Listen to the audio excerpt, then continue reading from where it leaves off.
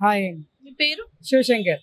Okay. Balakrishna వాళ్ళ అబ్బాయిని మూవీస్‌లోకి తీసుకొస్తా అన్నారు. సో, ఇప్పటి వరకు తీసుకురాలే. రీజన్ ఏమై ఉంటుంది? రీజన్ అంటే బాలకృష్ణ వాళ్ళ అబ్బాయి కొద్దిగా లెజెండరీ కాబట్టి, చాలా పెద్ద నేమ్ కాబట్టి ఆయన లాంచ్ చేయడానికి పర్ఫెక్ట్‌గా ప్లాన్ చేస్తున్నారు అనుకున్నాను నేను. ఎందుకంటే ఇది నాగార్జున గారి చిన్న అబ్బాయి కూడా అలాగే ఫెయిల్ అయ్యాడు. సో అందుగురించే దాని గురించి అన్ని ప్రణాళికలు చేసుకొని పక్కాగా లాంచ్ చేయడానికి ప్లాన్ చేస్తున్నారు. ఈ ప్లానింగ్‌కి టైం పడుతుందని నేను అనుకుంటున్నాను.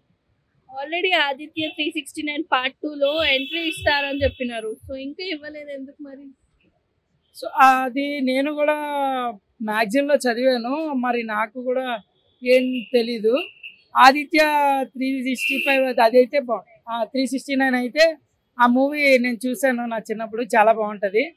అది రీమేక్ కూడా తిను హీరోగా చేస్తే చాలా బాగుంటది. చిరంజీవి వాళ్ళ అబ్బాయి అయితే వచ్చి ఒక ప్లేస్ అనేది తీసుకున్నాడు. సో, రామ్ చరణ్ గారు. సో, తిన ఎంట్రీ ఎందుకు ఇంకా లేట్ అవుతుంది? సో అందరికీ ఒకేలాగా ఉండదు. తనకి కూడా అంత ఇంట్రెస్ట్ లేదని నేను అనుకున్నాను. ఇంట్రెస్ట్ ఉంటే మేబీ తొందరగా వద్దును. అతను వాళ్ళ ఫాదర్ ఫోర్స్ వల్లే వస్తున్నారేమో అని నేను అనుకున్నాను. ఒకవేళ వస్తే బ్లాక్ బస్టర్ హిట్ ఇస్తారనుకుంటున్నారా? బ్లాక్ బాస్టర్ అంటే నటన వాళ్ళ బ్లడ్ లోనే ఉంది. సో ఖచ్చితంగా హిట్ కొడతారు.